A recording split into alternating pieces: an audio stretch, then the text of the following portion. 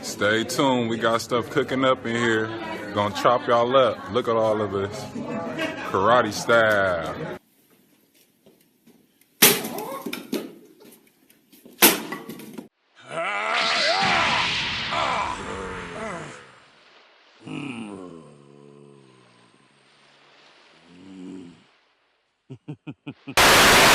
And we are right here, exactly where we knew we'd be after the Giannis Unpopular Opinions edition. Today is Unpopular Opinion Android 16 edition. Yeah, it turns out that basketball playing AI is just going really well for the NBA right now. We got a whole ass robot in the finals, and if it ever comes to it, he'd be the perfect face of the league. If y'all haven't noticed by now, Kawhi is probably the most unintentionally funny guy like in any sport ever. So the dude is pretty impossible to slander unless you're a Spurs fan, but let's see what people's unpopular opinions are about him. People had a lot to say. I think I got the most replies on this thread out of like any unpopular opinions thread, possibly. Didn't fact check it. Anyways, first off, we have that Kawhi's ISO game hurts the Raptors. That's why a lot of them go missing in the playoffs. Off the top of my head, I would say that this has gotten better throughout the playoffs. I think there was times in the Sixers series where I was convinced they might be going home because I don't know if you guys remember the specific play that's on my mind right now, but Kawhi, it was one of the nights he was just going off and he was trying to inbound the ball and ended up with a 5-second violation because nobody moved. Like there was no movement, nobody cut, like everyone was just standing there, and it was a forced turnover.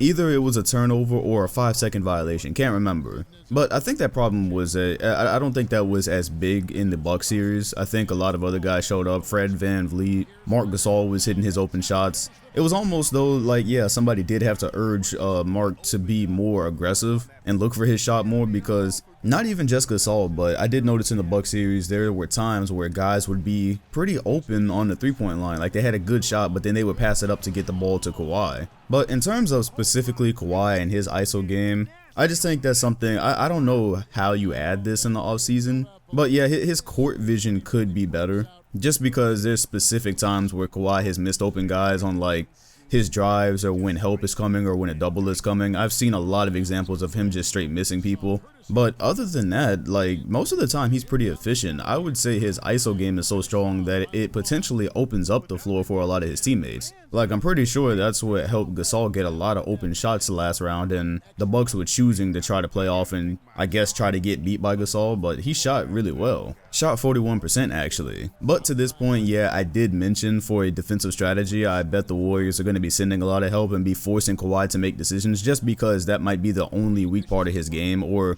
relatively weak part, right, is the vision. Like what else are you going to stop him from doing? Especially if they're not going to have KD guarding him, or if KD's not going to be there and his length isn't going to be there. I'd imagine they're going to want to turn him into a passer. How about this? I don't know if this is unpopular, but Kawhi is having the greatest playoff run of all time. Of all time? Nah.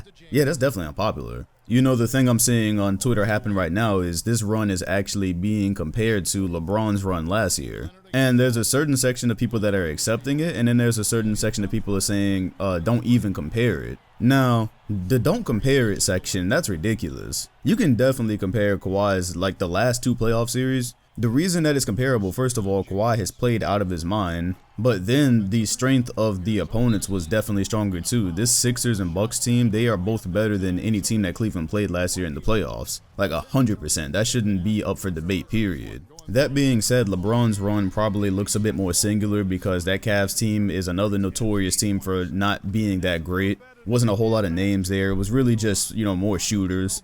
Whereas Kawhi has like Pascal Siakam, Kyle Lowry. It's a deeper and better team in every way. That being said, they've leaned on him a lot, so I think it's 100% comparable to last year. However, I would go on to say it's entirely too early to be calling this the greatest run of all time, just because we need to see what happens in the Warriors series. For it to be considered the greatest run, he needs to like beat the Warriors or come close to beating the Warriors while having like an amazing playoff performance. It really needs to be that type of thing.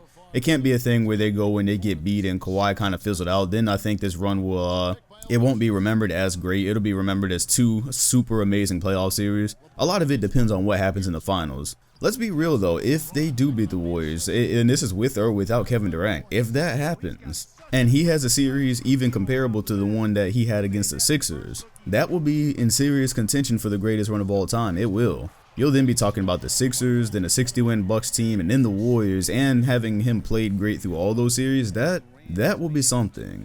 Speaking of that, if he wins the title and finals MVP, he's better than Kevin Durant all time. What do y'all think about that? What do y'all think about that? Are y'all gonna move Kawhi? And don't leave your hate out of it. Are y'all bumping Kawhi over KD just like that? So that will give Kawhi Leonard a Defensive Player of the Year award, a Finals MVP from 2014 and a championship, a Finals MVP this year and a championship over the Warriors. And this is assuming Kevin Durant is probably gonna come back at some point. Damn, son. Is that going to move him over KD? KD will have, like, I'm pretty sure he's got some crazy scoring record right now, some crazy amount of points, one of the most talented players we've ever seen, has the MVP award, and then the 2 championships and the 2 finals MVPs with the Warriors. Now, that's what I always say. People just, they don't respect them. They don't see those rings as equal. So will Kawhi Leonard have leapfrog Kevin Durant all time, just like that, by winning this series against the Warriors? Yo, that's crazy. If that happens, right, if this does happen and the narrative on ESPN and all the TV shows this summer is that Kawhi Leonard has passed Kevin Durant all time, KD got to leave, fam. That's disrespectful. KD got to get up out of Golden State if that's what it becomes. This one is contrary to the opinion earlier. This one actually says Kawhi Leonard has an amazing playmaking ability that people don't talk about. If you watch the games, he makes the right play and passes almost every time. Well, that's probably where playmaking and vision is probably like a line between those. Like, I'll agree that he's a capable playmaker, but there's just some really good plays that he doesn't see all the time, which goes with playmaking. So, willing playmaker, sure, I wouldn't say great or elite at all, because it's a noticeable part that needs improvement. Is this unpopular? Says he's going to be a Raptor in 2020. Like I said in the barbershop talk, he could hate being there, he could hate us all, we never know. I was dead serious. Like, Kawhi is the one guy I don't have any read on if he like loves Toronto and wants to resign, because it's weird. Like, you would imagine in a player's first tenure with the city and he takes them to their first NBA Finals appearance ever, it feels like it would be difficult to just, you know, jet this summer. Like, I think it would blindside a lot of Raptors fans, but apparently a lot of people think he's leaving, and I don't really know exactly where that comes from, because again, he doesn't even ever give a hint what he's actually thinking. But again, that could totally depend on what happens in the NBA Finals. Like, if somehow they went in and got swept, then I think there'll probably be like a massive movement for him to leave, because he had an amazing playoff run, and especially if they get swept and like it seems like he's carrying them, then yeah, I could probably see it. I don't know, I think a lot of it just depends on what happens here. This one right here basically says, I think Kobe is better as of right now, but inevitably looking at Kawhi's defense, which is at an all-time level, and his offense, which many people compare to Jordan, I think given an opportunity to win consistently, he will be up to that level. Also, Max Kellerman was right. 2 things, Kobe Bryant was an all-time defender, along with everything else he did. The second part is, no, Max Kellerman was wrong, and I'm going to link you to a video in the description and comment section. MJ2K did a perfect video on Kobe and all his clutch moments, and Max Kellerman was wrong. Everyone who's ever said Kobe is not clutch was wrong, and everything's in that video. I'm not even going to argue it. So y'all go watch MJ2K's video on Kobe and argue with facts. That's what I got there. I did need to add to this part though, however, because I almost forgot that Kawhi definitely has a chance to be an all-time great on that level.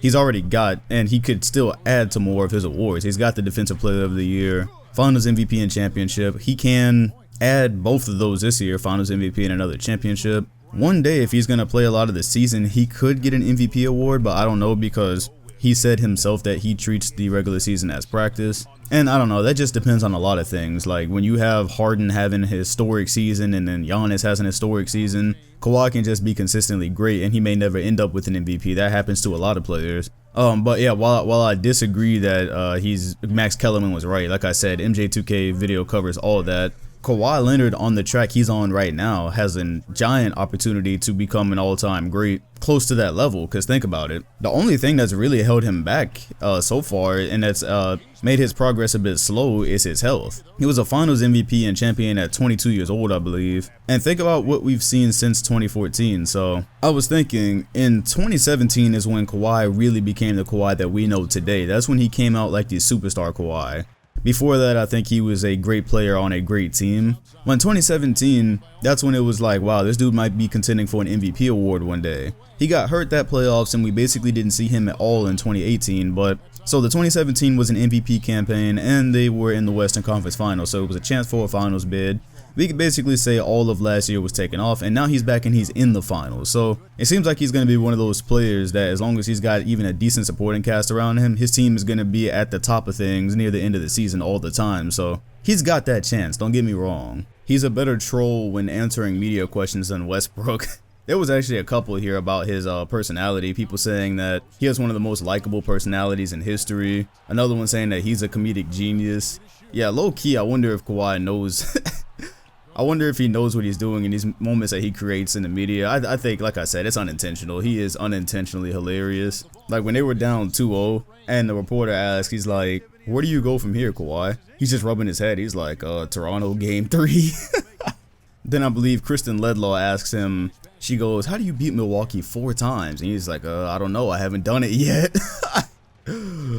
Whether Kawhi does it or not, on purpose, he is a comedic genius, definitely. By the way, on the topic of his personality, I tweeted this yesterday kinda as a joke. It was just one of those like random thoughts that passed by. It wasn't too serious, but I was like, I wonder if there is a correlation between Kawhi not using social media like at all, not interacting with the media or what anybody says about him, and how great he actually is. Because when you think about it, he doesn't have these problems that like Kyrie had this year or that Kevin Durant has been crying about. All these things about the media always trying to say something about free agency and all that. You notice that Kawhi is an MVP candidate. He's in the NBA Finals and he has a free agency, impending free agency after this year. Yet it seems like nobody's really discussing that at all. Maybe it's because it's on the same year as Kevin Durant. But I feel like that story is something that you see passively on NBA Twitter. Oh, Kawhi is leaving Toronto, but you don't hear it discussed in mainstream a lot. What is Kawhi going to do next year? Where's he going to go? Like that's a power balance thing. Wherever Kawhi goes, that tips the scale of power. Yet it's a non-story because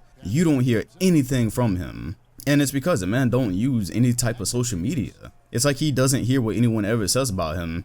Now, granted, of course, the quick and swift response to this is, oh, well, Kevin Durant, was also having one of the best playoff runs ever, and he's always on social media. He lives on Twitter. Dude's got burner accounts. We've seen that. And my response to that is, that's true. But I also think that if Kevin Durant didn't know or care what anybody thought about him, probably on the level that Kawhi does, I don't even think he would be considering leaving Golden State. I think like in previous years, there was times where he was a free agent, right? Coming up in Golden State like a year or two ago, and he had already said that he intended to sign like another year or two or whatever. But this year it's happening a little bit differently. I don't know. I feel like his name would already be there in pencil at least if he didn't care about any of this stuff like Chris Broussard and he wasn't constantly interacting with Twitter. I don't think he would. It doesn't make basketball sense to leave Golden State. So I don't know. That was just an interesting thought I had. I see how great Kawhi is and how humble he is, and I'm like, there's a lot of other players out there that are distracted by social media, I believe. Like, how did CJ McCollum get pulled into a beef with Skip Bayless? Like, come on, man. Skip Bayless does this. CJ McCollum really gave Skip everything he wanted yesterday by going back and forth with him. That's all. Skip does not care about his credibility or if you know that he sucked in high school. That man don't care. People go to his show off of drama, and that's exactly what CJ got into yesterday. It's like, I don't know. I feel like when players get tangled up with the media, there's just a lot of BS, and you never see any of it with Kawhi. Next up, it says, probably the best perimeter defender of all time, and before y'all bring out your pitchforks, remember that he's playing without hand checking. Everyone says scoring is easier now, so the reverse is also true that defending is a tad harder now. I have had the thought before, like, with this whole thing of saying that defense doesn't exist and you can't play defense in the NBA. I've always had that thought, like, wow, in that type of era, we always hear Kawhi's defense praised, and throughout his career, he has made defense enjoyable to watch. So I have kind of wondered, like, man, what if he was playing in an era where he could be right up on somebody's hip and he could actually hand check? Like, could you imagine that? Could you imagine Kawhi being able to hand check? Kawhi, that's not a hand check, that's a claw check. And if they're not calling a bunch of tic-tac fouls, boy, Kawhi probably averaging, that man probably getting about 4 steals a game.